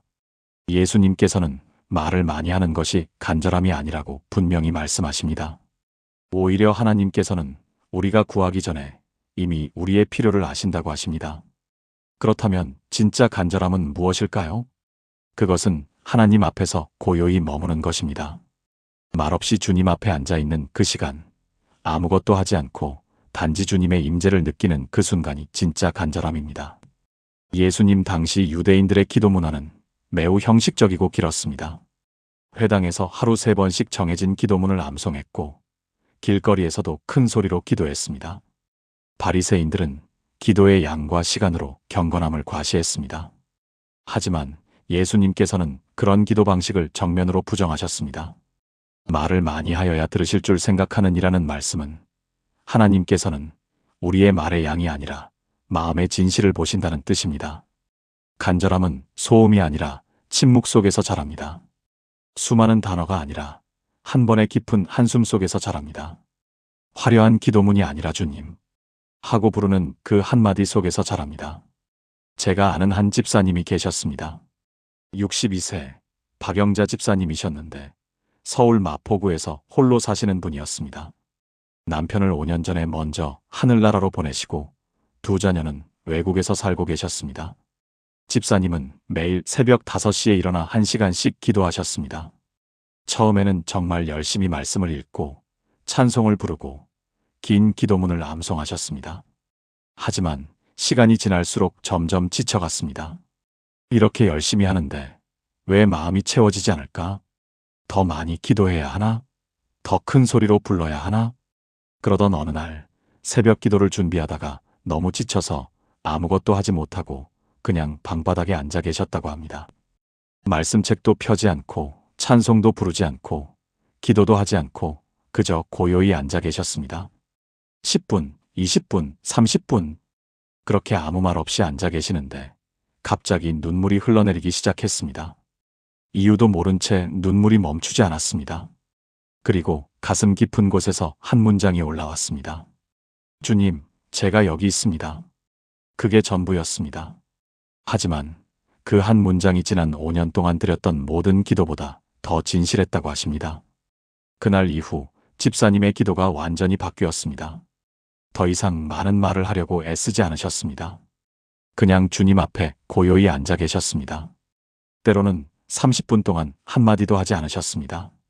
하지만 그 고요함 속에서 주님의 음성이 들리기 시작했습니다. 내가 너와 함께 있다. 두려워하지 말라. 내가 너를 사랑한다. 말씀을 읽지 않아도 말씀이 들렸고 기도하지 않아도 기도가 되었습니다. 3개월 후 집사님께서 간증하셨습니다. 제가 평생 찾던 간절함이 바로 이 고요함이었습니다. 말을 많이 할 때는 제 목소리만 들렸는데 침묵할 때 비로소 하나님의 음성이 들렸습니다. 지금도 집사님은 매일 새벽 1시간을 주님과의 고요한 시간으로 보내고 계십니다. 그 시간이 하루를 지탱하는 힘이 되고 외로움을 이기는 능력이 되고 살아가는 이유가 되었다고 합니다. 여러분도 오늘부터 시도해 보시겠습니까? 아무 말 없이 주님 앞에 10분만 앉아 계세요. 말씀을 읽지 않아도 됩니다. 기도문을 암송하지 않아도 됩니다. 그냥 주님, 제가 여기 있습니다. 한마디만 마음속으로 고백하고 고요히 계세요. 함께 기도해 보시겠습니까? 사랑의 주님, 많은 말로 주님께 나아가려 했던 저를 용서해 주세요. 주님께서는 제 말이 아니라 제 마음을 보신다는 것을 믿습니다. 오늘부터 고요함 속에서 주님을 만나기 원합니다. 침묵 가운데 주님의 음성을 듣고 말없는 기도 속에서 주님과 깊이 교제하기 원합니다. 제 간절함이 소음이 아니라 고요함으로 표현되게 하소서. 많은 단어가 아니라 한 번의 깊은 한숨으로 주님께 닿게 하소서. 주님 앞에 머무는 이 시간이 제 하루의 가장 소중한 시간이 되게 하소서. 예수님의 이름으로 기도합니다. 아멘. 이 기도를 드리고 오늘부터 고요한 시간을 시작해 보세요. 놀라운 변화가 일어날 것입니다. 여러분, 혹시 이런 경험 있으신가요? 간절히 기도했는데 하늘이 닫힌 것 같고 아무리 부르짖어도 응답이 없는 것 같고 하나님께서 침묵하시는 것 같은 그런 때 말입니다. 많은 분들이 하나님의 침묵을 거절이나 무관심으로 해석합니다. 하지만 성경은 전혀 다른 이야기를 합니다. 이사야 30장 18절을 함께 보시겠습니까? 그러나 여호와께서 기다리시나니 이는 너희에게 은혜를 베풀려 하시며 일어나시리니 이는 너희를 긍휼히 여기려 하심이라. 대저 여호와는 정의의 하나님이심이라. 무릇 그를 기다리는 자는 복이 있도다. 하나님께서 기다리신다는 것입니다. 응답하지 않으시는 게 아니라 기다리고 계신다는 것입니다. 왜 기다리실까요? 우리에게 은혜를 베풀고 긍휼을 베푸시기 위해서입니다. 이사야 선지자가 이 말씀을 선포한 시기는 남유다 왕국이 아수르의 위협에 직면했던 때였습니다. 히스기야 왕과 백성들은 하나님께 간절히 부르짖었지만 당장의 응답은 없었습니다. 적군은 점점 다가오고 시간은 흘러가는데 하늘은 침묵하고 계셨습니다. 백성들은 절망했고 일부는 하나님을 원망하기 시작했습니다. 하지만 하나님께서는 침묵하고 계신 게 아니었습니다. 가장 완벽한 때를 기다리고 계셨던 것입니다. 그리고 때가 되자 한 번에 18만 5천 명의 적군을 무너뜨리셨습니다. 인간의 방법이 아닌 하나님의 방법으로 인간의 때가 아닌 하나님의 때에 응답하셨습니다. 하나님의 침묵은 거절이 아닙니다. 오히려 가장 완벽한 응답을 준비하시는 과정입니다. 우리가 원하는 때보다 더 좋은 때에 우리가 생각하는 방법보다 더 좋은 방법으로 응답하시기 위해 기다리고 계신 것입니다. 제가 아는 한 장로님이 계셨습니다. 65세 이성철 장로님이셨는데 대전에서 작은 출판사를 운영하고 계셨습니다. 장로님에게는 한 가지 간절한 기도 제목이 있었습니다. 둘째 아들이 10년째 신앙을 떠나 방황하고 있었던 것입니다. 대학 시절 교회를 떠난 아들은 지금 40세가 되었지만 여전히 술과 도박에 빠져 있었습니다. 장로님은 매일 새벽 2시간씩 아들을 위해 기도하셨습니다. 1년, 2년, 5년, 10년. 하지만 아들은 변하지 않았습니다. 오히려 시간이 갈수록 더 깊은 어둠 속으로 빠져들었습니다. 장로님은 처음에는 간절히 부르짖었습니다. 하나님, 제 아들을 돌이켜주세요. 제발 제 기도를 들어주세요. 하지만 5년이 지나자 부르짖음이 한숨으로 바뀌었습니다. 8년이 지나자 한숨마저 나오지 않았습니다. 10년째 되던 해 장로님은 기도를 포기하려고 했습니다. 하나님께서 제 기도를 듣지 않으시는가 봅니다. 아마 제 믿음이 부족해서 그런가 봅니다. 그날 밤 장로님은 눈물로 마지막 기도를 드렸습니다. 하나님, 제가 이제 포기하겠습니다. 아들을 주님께 맡깁니다. 주님의 뜻대로 하세요. 그리고 정말로 기도를 멈추셨습니다. 그런데 놀라운 일이 벌어졌습니다. 기도를 멈춘 지 3주 후 아들이 갑자기 집에 찾아왔습니다. 10년 만에 처음으로 맨정신으로 찾아온 것입니다. 아들은 문 앞에서 무릎을 꿇고 울기 시작했습니다. 아버지, 용서해 주세요. 제가 정신을 차리고 싶어요. 교회에 다시 나가고 싶어요. 장로님은 너무 놀라서 아무 말도 하지 못하셨습니다. 나중에 아들에게 물었습니다. 도대체 무슨 일이 있었니? 아들이 대답했습니다. 아버지, 3주 전에 꿈을 꿨어요. 꿈에서 빛나는 분이 나타나셔서 말씀하셨어요. 내 아버지가 10년 동안 너를 위해 기도했다. 이젠 내가 너를 데리러 왔다. 깨어나서 온몸이 떨렸어요. 그리고 제가 지난 10년 동안 얼마나 잘못 살았는지 깨달았어요. 장로님은 그제야 깨달았습니다. 하나님께서 침묵하신 게 아니라 가장 완벽한 때를 기다리고 계셨다는 것을 말입니다. 장로님의 방법이 아닌 하나님의 방법으로 장로님의 때가 아닌 하나님의 때에 응답하셨다는 것을 말입니다. 지금 그 아들은 신학대학원에 다니고 있습니다. 목회자가 되어 자신처럼 방황하는 청년들을 돕고 싶다고 합니다. 만약 하나님께서 장로님이 원하는 때에 원하는 방법으로 응답하셨다면 어땠을까요? 아마 피상적인 변화, 일시적인 회개로 끝났을 것입니다. 하지만 하나님께서는 10년을 기다리셔서 완전한 변화, 영원한 변화를 일으키셨습니다. 여러분, 지금 하나님께서 침묵하고 계신 것 같습니까? 그것은 거절이 아닙니다. 가장 완벽한 응답을 준비하고 계신 것입니다. 함께 기도해 보시겠습니까? 전능하신 하나님, 주님의 침묵이 거절이 아니라 기다림임을 믿습니다. 제가 원하는 때보다 더 좋은 때에 제가 생각하는 방법보다 더 좋은 방법으로 응답하실 것을 믿습니다. 지금 이 침묵의 시간이 가장 깊은 응답의 준비 과정임을 고백합니다. 조급함을 내려놓고 주님의 때를 기다리는 믿음을 주소서. 제 기도가 응답받지 못한 것이 아니라 가장 완벽한 응답을 위해 준비되고 있음을 믿습니다. 주님의 시간표를 신뢰하며 끝까지 기다리는 믿음을 주소서. 예수님의 이름으로 기도합니다. 아멘. 포기하지 마세요. 하나님의 침묵 뒤에는 가장 큰 응답이 기다리고 있습니다. 우리는 눈에 보이는 것으로 판단하는 데 익숙합니다. 상황이 좋으면 하나님이 함께 하신다고 생각하고 상황이 나쁘면 하나님이 멀리 계신다고 느낍니다. 하지만 성경은 정반대를 말합니다.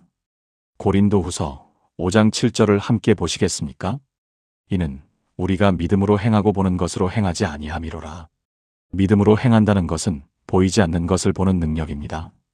현실은 절망적이지만 하나님의 약속을 보는 것입니다. 상황은 불가능해 보이지만 하나님의 가능성을 보는 것입니다. 바울이 이 편지를 쓴 것은 고린도 교회가 극심한 혼란과 어려움을 겪고 있을 때였습니다. 거짓 사도들이 나타나 교회를 어지럽혔고 성도들은 바울의 사도직을 의심하기 시작했습니다. 바울 자신도 육체의 가시로 고통받고 있었고 전도 여행 중 수많은 핍박과 어려움을 겪고 있었습니다. 겉으로 보기에는 모든 것이 실패한 것 같았습니다. 하지만 바울은 보는 것으로 판단하지 않았습니다. 그는 믿음의 눈으로 보았습니다.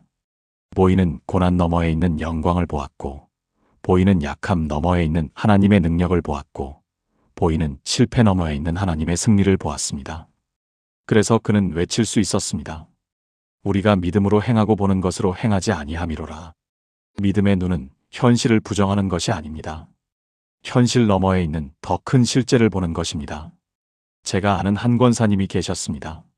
59세 최명의 권사님이셨는데 광주에서 혼자 사시며 작은 세탁소를 운영하고 계셨습니다. 권사님은 3년 전에 유방암 진단을 받으셨습니다. 의사는 3기라고 했고 항암 치료를 시작해야 한다고 했습니다. 권사님은 그날 밤 기도했습니다. 하나님, 왜 저에게 이런 일이 일어났습니까? 제가 무엇을 잘못했습니까? 한 달 동안 권사님은 분노와 절망 속에서 살았습니다. 교회도 나가지 않고 기도도 하지 않고 그냥 집에 틀어박혀 계셨습니다. 그러던 어느 날 한 자매님이 찾아오셨습니다. 20년 전에 유방암을 이겨내고 지금도 건강하게 사시는 분이었습니다. 그분이 권사님께 말씀하셨습니다. 권사님, 지금 눈에 보이는 것만 보지 마세요. 암은 보이지만 하나님의 치유하심도 보세요. 고통은 보이지만 하나님의 위로하심도 보세요. 죽음은 보이지만 하나님의 생명도 보세요. 그날부터 권사님의 시각이 바뀌기 시작했습니다. 항암 치료를 받으러 병원에 갈 때 보이는 것은 차가운 병원 복도와 링거였습니다.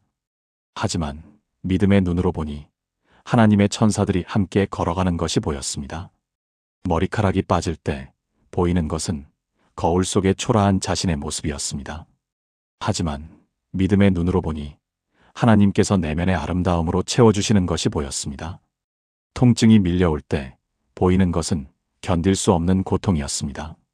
하지만 믿음의 눈으로 보니 예수님의 십자가 고난이 함께 하시는 것이 보였습니다. 권사님은 매일 아침 이렇게 고백하기 시작했습니다. 나는 보이는 것으로 행하지 않고 믿음으로 행합니다. 암세포는 보이지만 하나님의 치유가 더 크게 보입니다. 고통은 보이지만 하나님의 은혜가 더 풍성하게 보입니다. 6개월 동안 힘든 항암 치료를 받으셨습니다. 그런데 놀라운 일이 일어났습니다. 치료가 끝나고 검사를 받았는데 암세포가 완전히 사라진 것입니다. 의사는 기적이라고 했습니다. 통계적으로 3기 유방암의 완치율은 50% 정도인데 권사님의 경우 흔적도 없이 깨끗해진 것입니다. 하지만 권사님은 더 큰 기적을 경험하셨다고 말씀하십니다. 육체의 치유보다 더 큰 기적은 믿음의 눈이 열린 것이라고 하십니다. 이제 권사님은 어떤 상황에서도 하나님을 보십니다. 어려움이 와도 그 너머에 있는 하나님의 계획을 보시고, 고통이 와도 그 안에 있는 하나님의 임재를 보시고, 불가능이 와도 그 위에 있는 하나님의 가능성을 보십니다. 지금 권사님은 암 환자들을 위한 기도 모임을 인도하고 계십니다. 매주 10명 정도의 암 환자들이 모여 함께 기도하고 간증을 나눕니다. 권사님이 가장 자주 하시는 말씀이 있습니다. 암을 보지 말고 하나님을 보세요. 죽음을 보지 말고 생명을 보세요. 현재를 보지 말고 미래를 보세요. 그렇게 3년 동안 70명이 넘는 암 환자들이 이 모임을 거쳐갔고 그중 대부분이 완치되거나 호전되었습니다. 의학적 치료도 중요했지만 더 중요한 것은 믿음의 눈이 열린 것이었습니다. 여러분은 지금 무엇을 보고 계십니까? 보이는 문제만 보고 계십니까? 아니면 믿음의 눈으로 하나님을 보고 계십니까? 함께 기도해 보시겠습니까? 하나님 아버지, 제 눈을 열어주소서. 보이는 것으로 판단하고 현실로 낙심하는 저를 용서해 주세요. 믿음의 눈을 주셔서 보이지 않는 주님의 역사를 보게 하소서. 어려움 너머에 있는 주님의 계획을 보고 고통 안에 있는 주님의 임재를 보고 불가능 위에 있는 주님의 가능성을 보게 하소서. 현실은 절망적이지만 주님의 약속은 확실함을 믿습니다. 상황은 불가능해 보이지만 주님께는 모든 것이 가능함을 믿습니다. 믿음으로 행하고 보는 것으로 행하지 않는 삶을 살게 하소서. 예수님의 이름으로 기도합니다. 아멘. 오늘부터 믿음의 눈으로 보는 연습을 시작하세요. 놀라운 것들이 보이기 시작할 것입니다. 많은 분들이 기도가 막힐 때 더 복잡하게 만들려고 합니다. 더 긴 기도문을 외우고 더 많은 시간을 들이고 더 다양한 방법을 시도합니다. 하지만 성경이 말하는 돌파구는 정반대입니다. 마가복음 10장 46절에서 52절을 보시겠습니까? 소경 바디메오의 이야기입니다. 그는 예수님이 지나가실 때 이렇게 외쳤습니다. 다윗의 자손 예수여, 나를 불쌍히 여기소서. 사람들이 조용히 하라고 꾸짖었지만 그는 더욱 크게 외쳤습니다. 다윗의 자손이여, 나를 불쌍히 여기소서. 예수님께서 그를 부르셨고 그는 겉옷을 내버리고 뛰어와 예수님 앞에 섰습니다. 예수님께서 물으셨습니다. 내게 무엇을 하여 주기를 원하느냐? 바디메오가 대답했습니다. 선생님이여 보기를 원하나이다. 예수님께서 말씀하셨습니다. 가라, 내 믿음이 너를 구원하였느니라. 바디메오는 즉시 보게 되었고 예수님을 따랐습니다. 여기서 주목할 것은 바디메오의 기도가 얼마나 단순했는가 하는 것입니다. 나를 불쌍히 여기소서, 이것이 전부였습니다. 긴 기도문도 복잡한 신학도 화려한 수사도 없었습니다. 그냥 단순하고 간절한 한 문장이었습니다. 당시 맹인들은 사회에서 완전히 소외된 존재였습니다. 구걸로 연명하며 사람들에게 조롱과 무시를 받았습니다. 종교 지도자들은 맹인을 죄의 결과로 여겼고 회당 출입도 제한했습니다. 바디메오는 평생을 어둠 속에서 거절당하고 무시당하며 살았습니다. 하지만 그는 예수님에 대한 소문을 들었습니다.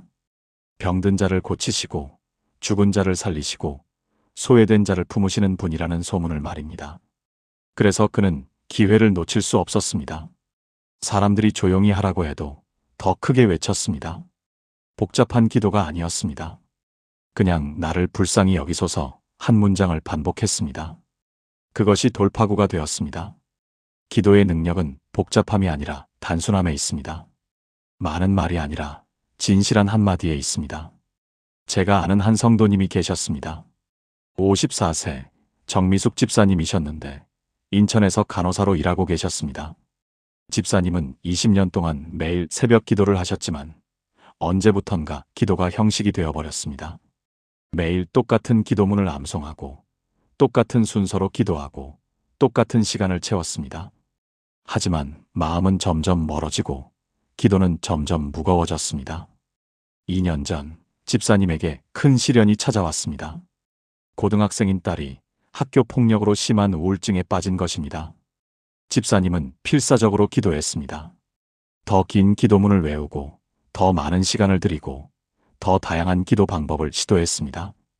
금식도 하고 철야도 하고 특별 기도회에도 참석했습니다. 하지만 딸의 상태는 나아지지 않았습니다.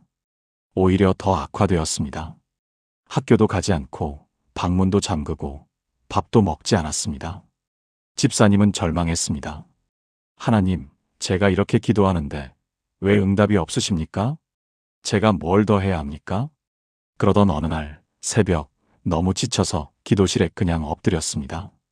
더 이상 긴 기도를 할 수도 없고 복잡한 기도문을 외울 수도 없었습니다.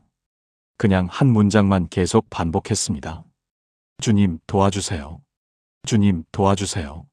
주님, 도와주세요. 30분 동안 이 문장만 반복했습니다.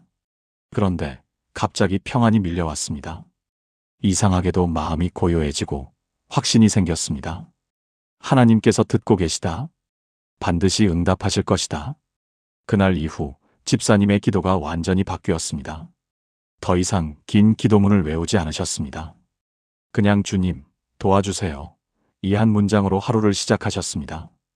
출근길에도, 병원에서 일할 때도, 집에 돌아와서도 이 문장을 반복하셨습니다. 2주 후 딸의 방문이 열렸습니다. 엄마, 배고파요. 한 달 만에 처음 하는 말이었습니다. 한 달 후 딸이 다시 학교에 가기 시작했습니다. 3개월 후 딸이 웃기 시작했습니다. 6개월 후 딸이 간증했습니다. 엄마가 복잡하게 기도할 때는 부담스러웠어요. 엄마가 울면서 긴 기도를 하면 제가 더 죄책감이 들었어요. 그런데 어느 날부터 엄마가 그냥 조용히 주님, 도와주세요 라고만 하시더라고요. 그때 느꼈어요. 엄마가 정말 하나님을 신뢰하고 계시구나. 그래서 저도 하나님을 믿어보고 싶었어요. 집사님은 그제야 깨달았습니다. 복잡한 기도가 아니라 단순한 기도가 돌파구라는 것을 말입니다. 많은 말이 아니라 진실한 한마디가 하나님의 마음을 움직인다는 것을 말입니다. 지금도 집사님은 주님, 도와주세요를 가장 많이 하는 기도로 삼고 계십니다. 그 단순한 기도가 20년간의 복잡한 기도보다 더 강력했다고 고백하십니다. 여러분은 지금 기도를 복잡하게 만들고 계십니까? 더 많이, 더 길게, 더 화려하게 기도하려고 애쓰고 계십니까? 오늘부터 단순해지세요. 한 문장으로 시작하세요. 주님, 도와주세요. 주님, 나를 불쌍히 여기소서. 주님, 제가 여기 있습니다. 이 중 하나를 선택해서 반복하세요. 함께 기도해 보시겠습니까? 사랑하는 주님, 제 기도가 너무 복잡했음을 고백합니다. 많은 말로 주님께 나아가려 했고, 화려한 기도문으로 주님의 마음을 움직이려 했습니다. 하지만 주님께서 원하시는 것은 단순하고 진실한 한마디임을 깨닫습니다. 오늘부터 제 기도를 단순하게 만들겠습니다. 복잡한 기도가 아니라 진실한 한 문장으로 주님께 나아가겠습니다. 주님, 도와주세요. 이 한마디가 제 기도의 시작이 되게 하소서. 이 단순함 속에서 주님의 능력이 나타나게 하시고, 이 진실함 속에서 주님의 응답이 임하게 하소서. 예수님의 이름으로 기도합니다. 아멘. 복잡함을 내려놓으세요. 단순함이 곧 돌파구입니다. 우리는 축복을 좋은 일, 행복한 일, 순탄한 일이라고 생각합니다. 하지만 성경이 말하는 가장 큰 축복은 종종 고난 속에 감춰져 있습니다. 로마서 5장 3절에서 5절을 함께 보시겠습니까? 다만 이뿐 아니라 우리가 환난 중에도 즐거워하나니 이는 환난은 인내를, 인내는 연단을, 연단은 소망을 이루는 줄 알미로다. 소망이 우리를 부끄럽게 하지 아니함은 우리에게 주신 성령으로 말미암아 하나님의 사랑이 우리 마음에 부은 바 됨이니. 환난이 인내를 이루고 인내가 연단을 이루고 연단이 소망을 이룬다는 것입니다. 환난 자체가 축복이 아니라 환난을 통해 우리 안에 만들어지는 것들이 축복입니다. 바울이 이 편지를 쓴 것은 로마 교회 성도들이 극심한 핍박을 받고 있을 때였습니다. 네로 황제의 잔인한 박해가 시작되었고 많은 그리스도인들이 순교했습니다. 성도들은 두려움과 고통 속에서 살았고 언제 자신의 차례가 올지 몰라 불안해했습니다. 그런 상황에서 바울은 놀라운 말을 합니다. 환난 중에도 즐거워하나니. 미쳤다고 생각할 수 있습니다. 어떻게 환난 중에 즐거워할 수 있습니까? 하지만 바울은 환난 너머를 보고 있었습니다. 환난이 끝이 아니라 과정이라는 것을, 환난을 통해 하나님께서 우리 안에 더 귀한 것을 만들어 가신다는 것을 알았기 때문입니다. 인내는 쉬운 상황에서 만들어지지 않습니다. 힘든 상황을 견뎌낼 때 만들어집니다. 연단은 편안한 삶에서 이루어지지 않습니다. 불같은 시련을 통과할 때 이루어집니다. 소망은 모든 것이 잘 될 때 생기지 않습니다. 모든 것이 무너져도 하나님만은 변하지 않으신다는 것을 경험할 때 생깁니다. 제가 아는 한 부부가 계셨습니다. 61세 남편 김동수 집사님과 58세 아내 이혜진 권사님이셨는데 서울 강서구에서 함께 작은 빵집을 운영하고 계셨습니다. 30년 동안 열심히 일해서 빚도 다 갚고 두 자녀도 대학까지 졸업시키고 이제 편안한 노후를 준비하고 계셨습니다. 그런데 4년 전 갑작스러운 화재로 빵집이 전소되었습니다. 30년 동안 쌓아온 모든 것이 한순간에 사라졌습니다. 보험도 제대로 들어놓지 않아서 보상도 받지 못했습니다. 집사님 부부는 완전히 무너졌습니다. 하나님, 왜 우리에게 이런 일이 일어났습니까? 우리가 무슨 죄를 지었습니까? 30년 동안 주일 한 번 안 빠지고 교회 나갔는데 11조 한 번 안 빠뜨리고 드렸는데 왜 이런 일이? 3개월 동안 부부는 교회를 나가지 않았습니다. 기도도 하지 않았고 성경도 펴지 않았습니다. 그냥 하루하루를 절망 속에서 보냈습니다. 그러던 어느 날 담임 목사님이 찾아오셨습니다. 오랫동안 함께 앉아 계시다가 한 말씀만 하셨습니다. 집사님, 권사님, 하나님께서 이 고난을 통해 뭔가를 보여주시려는 것 같습니다. 그게 뭔지 한번 찾아보시겠어요? 그날 밤 부부는 처음으로 함께 기도했습니다. 하나님, 이 고난 속에 숨겨진 뜻이 있다면 보여주세요. 다음 날부터 작은 변화가 시작되었습니다. 먼저 30년 동안 너무 바빠서 제대로 대화하지 못했던 부부가 매일 함께 산책하며 이야기를 나누기 시작했습니다. 둘째, 돈이 없어서 외식도 못하고 집에서 간단하게 식사를 하면서 오히려 그 시간이 가장 행복한 시간이 되었습니다. 셋째, 교회 청년들이 부부를 돕기 위해 작은 일거리를 소개해주고 음식을 갖다주고 함께 기도해주면서 진짜 공동체가 무엇인지 경험했습니다. 넷째, 빵집을 다시 시작할 수 없는 상황에서 새로운 길을 찾다가 권사님이 평생 배우고 싶었던 요리를 배우기 시작했습니다. 6개월 후 권사님은 작은 반찬 가게를 시작했습니다. 규모는 예전 빵집보다 훨씬 작았지만 마음은 훨씬 행복했습니다. 1년 후 집사님은 교회에서 간증했습니다. 화재가 일어났을 때는 모든 것을 잃었다고 생각했습니다. 하지만 지금 돌아보니 그때 제가 진짜로 얻은 것들이 있습니다. 아내와의 진짜 대화, 교회 공동체의 진짜 사랑, 하나님에 대한 진짜 믿음, 그리고 돈보다 소중한 것들이 있다는 깨달음. 30년 동안 빵집을 운영하면서 얻지 못했던 것들을 1년 만에 다 얻었습니다. 이제 저는 고백할 수 있습니다. 그 화재는 저주가 아니라 축복이었다고. 2년 후 반찬 가게는 입소문이 나서 3곳으로 늘어났습니다. 하지만 부부는 규모를 더 키우지 않았습니다. 이제 우리는 돈이 목적이 아닙니다. 행복이 목적입니다. 지금도 부부는 매일 아침 함께 산책하며 기도합니다. 그리고 같은 고난을 겪는 사람들을 돕는 봉사를 하고 계십니다. 화재로 모든 것을 잃은 사람들, 사업 실패로 절망한 사람들을 만나 자신들의 이야기를 나누고 격려합니다. 집사님이 자주 하시는 말씀이 있습니다. 고난 속에는 반드시 축복이 감춰져 있습니다. 그 축복을 찾으려는 눈만 있다면 말입니다. 여러분은 지금 어떤 고난을 겪고 계십니까? 그 고난 속에 숨겨진 축복을 찾고 계십니까? 하나님께서는 고난 자체를 주신 것이 아니라 고난을 통해 우리에게 더 귀한 것을 주시려고 합니다. 함께 기도해 보시겠습니까? 전능하신 하나님, 지금 제가 겪는 고난을 고백합니다. 힘들고 아프고 견디기 어렵습니다. 하지만 이 고난 속에 숨겨진 주님의 축복이 있음을 믿습니다. 제게 눈을 열어주셔서 그 축복을 발견하게 하소서. 환난이 인내를 이루고 인내가 연단을 이루고 연단이 소망을 이루게 하소서. 이 고난이 끝이 아니라 과정임을 믿고 이 과정을 통해 주님께서 저를 더 귀한 사람으로 빚어가심을 믿습니다. 고난 너머에 있는 주님의 선하신 계획을 신뢰하며 끝까지 견디는 믿음을 주소서. 예수님의 이름으로 기도합니다. 아멘. 포기하지 마세요. 고난 속에 반드시 축복이 감춰져 있습니다. 많은 분들이 기도가 회복되려면 특별한 무언가가 필요하다고 생각합니다. 특별한 은혜, 특별한 경험, 특별한 사건이 있어야 한다고 여깁니다. 하지만 성경은 다르게 말합니다. 요한계시록 21장 5절을 함께 보시겠습니까? 보좌에 앉으신 이가 이르시되 보라, 내가 만물을 새롭게 하노라 하시고 또 이르시되 이 말은 신실하고 참되니 기록하라 하시고. 하나님께서는 만물을 새롭게 하십니다.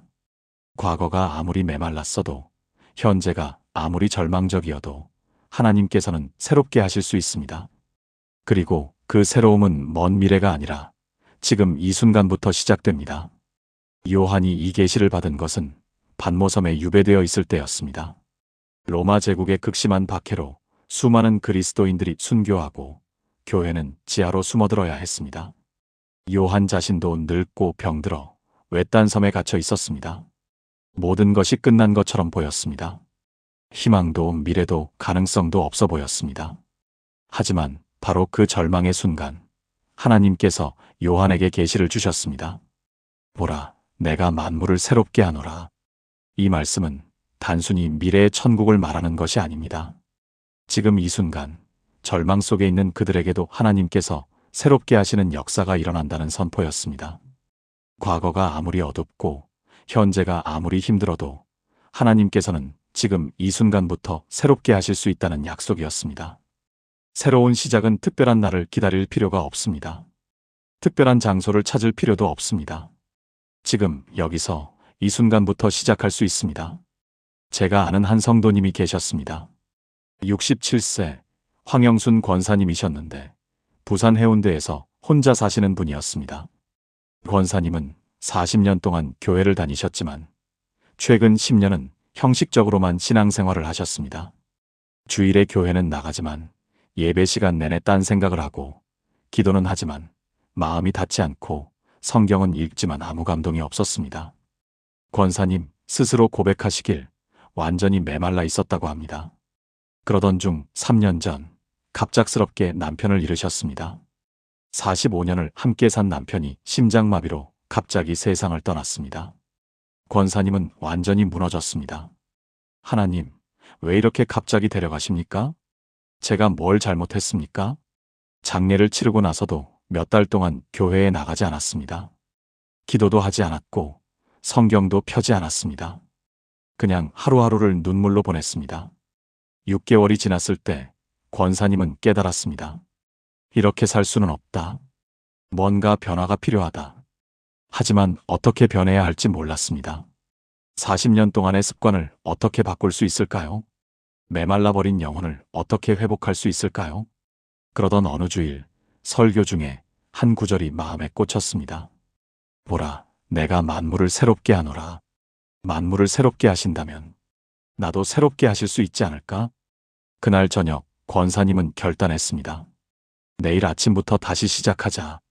40년 전 처음 주님을 만났을 때처럼. 다음 날 새벽 5시 권사님은 일어나서 무릎을 꿇었습니다. 하지만 여전히 기도가 나오지 않았습니다. 그래서 그냥 한 문장만 반복했습니다. 주님, 저를 새롭게 하소서. 5분, 10분, 15분, 30분 동안 이 문장만 반복했습니다.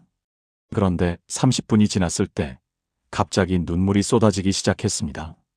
이유도 모른 채 눈물이 멈추지 않았습니다. 그리고 가슴 깊은 곳에서 음성이 들렸습니다. 내가 너를 새롭게 하마. 지금 이 순간부터. 권사님은 그날부터 매일 새벽 5시에 일어나 30분씩 기도하기 시작했습니다. 처음 일주일은 여전히 메말랐습니다. 하지만 포기하지 않고 계속했습니다. 2주째 되던 날 작은 변화가 느껴졌습니다. 성경 말씀이 조금씩 마음에 닿기 시작했습니다. 한 달째 되던 날 분명한 변화가 있었습니다. 기도할 때 평안이 느껴지고 말씀을 읽을 때 감동이 있었습니다. 3개월째 되던 날 완전히 달라졌습니다. 매일 아침 기도 시간이 기다려지고 하루 종일 주님의 임재를 느끼고 삶이 기쁨으로 가득 찼습니다. 6개월 후 권사님은 교회에서 간증했습니다.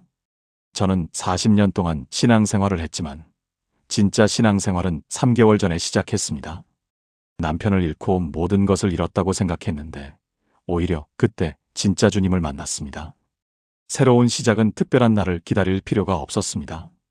그냥 어느 평범한 월요일 아침 무릎을 꿇고 주님, 저를 새롭게 하소서라고 기도한 그 순간부터 시작되었습니다. 지금 권사님은 70세가 되셨는데 40대보다 더 활기차게 신앙생활을 하고 계십니다. 매일 새벽 기도는 물론이고 양로원 봉사, 독거노인 방문, 새벽 기도회 인도까지 하고 계십니다. 권사님이 자주 하시는 말씀이 있습니다. 나이는 숫자에 불과합니다. 중요한 것은 지금 이 순간 주님과 함께 살고 있느냐는 것입니다. 저는 67세에 새로 태어났습니다. 여러분, 지금이 몇 살이든, 신앙생활을 얼마나 오래 했든, 지금 상황이 어떻든 상관없습니다. 새로운 시작은 지금 이 순간부터 가능합니다. 특별한 날을 기다릴 필요 없습니다. 지금 여기서 이 순간 무릎을 꿇고 이렇게 기도하세요. 주님, 저를 새롭게 하소서. 함께 기도해 보시겠습니까? 만물을 새롭게 하시는 하나님, 저를 새롭게 하소서. 메말랐던 과거, 절망적인 현재, 불확실한 미래 모두를 주님께 맡깁니다. 주님께서 지금 이 순간부터 저를 새롭게 하실 것을 믿습니다. 40년이 메말랐어도, 10년이 형식적이었어도, 지금 이 순간 주님께서 새롭게 하실 수 있음을 믿습니다. 특별한 날을 기다리지 않고, 특별한 장소를 찾지 않고, 지금 여기서 새롭게 시작하겠습니다. 오늘부터 매일 아침 주님 앞에 무릎 꿇고, 주님, 저를 새롭게 하소서라고 기도하겠습니다. 주님께서 제 기도를 들으시고, 제 삶을 새롭게 하시고, 제 영혼에 새 힘을 주실 것을 믿습니다. 새로운 시작이 지금 이 순간부터 일어나게 하소서. 예수님의 이름으로 기도합니다. 아멘. 오늘이 바로 그날입니다. 지금이 바로 그 순간입니다. 새로운 시작을 하세요. 지금까지 나눈 7가지 말씀을 하나의 기도로 드리겠습니다. 함께 기도하시겠습니까? 사랑하는 하나님 아버지, 오늘 주신 이 귀한 말씀들을 감사드립니다. 메마른 기도가 깊은 기도의 시작임을 깨닫게 하시고, 간절함이 고요함 속에서 자란다는 것을 알게 하시고, 주님의 침묵이 가장 깊은 응답임을 믿게 하시고, 믿음의 눈으로 보이지 않던 것을 보게 하시고, 기도의 돌파구가 단순함에 있음을 발견하게 하시고, 고난 속에 숨겨진 축복을 찾게 하시고, 새로운 시작이 지금 이 순간부터임을 선포하게 하신 주님을 찬양합니다. 저는 지금 이 자리에서 고백합니다. 제 기도가 메말라 있어도 주님께서는 저와 함께 하십니다. 말이 나오지 않아도 주님께서는 제 마음을 아십니다. 침묵하고 계신 것 같아도 주님께서는 가장 완벽한 응답을 준비하고 계십니다. 보이는 것으로 행하지 않고 믿음으로 행하겠습니다. 복잡한 기도가 아니라 단순하고 진실한 기도로 주님께 나아가겠습니다. 고난 속에서도 주님께서 감춰놓으신 축복을 찾겠습니다. 오늘부터, 지금 이 순간부터 새롭게 시작하겠습니다. 주님, 저와 제 가족이 매일 아침 이 말씀으로 하루를 시작하게 하소서. 메말랐던 기도가 다시 살아나게 하시고, 형식적이었던 신앙이 진실되게 하시고, 멀게만 느껴졌던 주님이 가까이 계심을 경험하게 하소서. 제 입술에서 찬양이, 제 마음에서 감사가, 제 삶에서 간증이 흘러나오게 하소서. 이 모든 것이 주님의 은혜임을 고백하고, 주님의 능력으로만 가능함을 믿으며 주님의 때에 이루어질 것을 신뢰합니다. 메마른 기도의 시간을 지나 풍성한 기도의 열매를 맺게 하시고, 간절한 믿음으로 주님의 숨겨진 축복을 체험하게 하소서. 우리의 날들을 주님의 영광으로 채우시고, 우리의 삶이 주님을 증거하는 삶이 되게 하소서. 살아계신 예수 그리스도의 이름으로 기도합니다. 아멘. 사랑하는 여러분, 오늘 우리는 기도가 메말랐을 때 열리는 길, 간절한 믿음으로 체험하는 하나님의 숨겨진 축복 비밀 7가지를 함께 나누었습니다. 첫째, 메마른 기도는 깊은 기도의 시작입니다. 둘째, 간절함은 고요함 속에서 자랍니다. 셋째, 하나님의 침묵은 가장 깊은 응답입니다. 넷째, 믿음의 눈으로 보면 보이지 않던 것이 보입니다. 다섯째, 기도의 돌파구는 포기가 아닌 단순함입니다. 여섯째, 숨겨진 축복은 고난 속에 감춰져 있습니다. 일곱째, 새로운 시작은 지금 이 순간부터입니다. 이 7가지가 여러분의 삶에 실제로 적용되기를 간절히 기도합니다. 메말랐던 기도가 다시 살아나고, 막혔던 기도의 문이 열리고, 하나님의 놀라운 축복을 경험하는 여러분이 되시길 바랍니다.